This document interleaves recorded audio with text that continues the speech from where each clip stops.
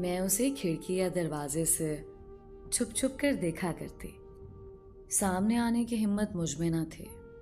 सच तो ये है कि वो मेरे दिल में खुप चुका था।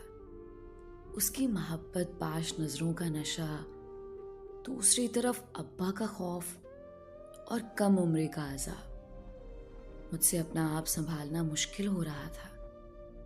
उसे देखकर लगता था कि जैसे वो शरारत करने वाला है या शरारत करके आया है।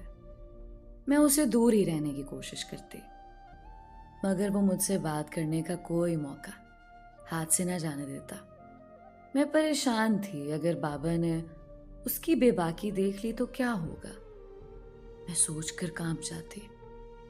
उसने मुझे अजीब सूरत हाल से दो चार कर रखा था। मेरा नाम मरियम है। मैंने किसी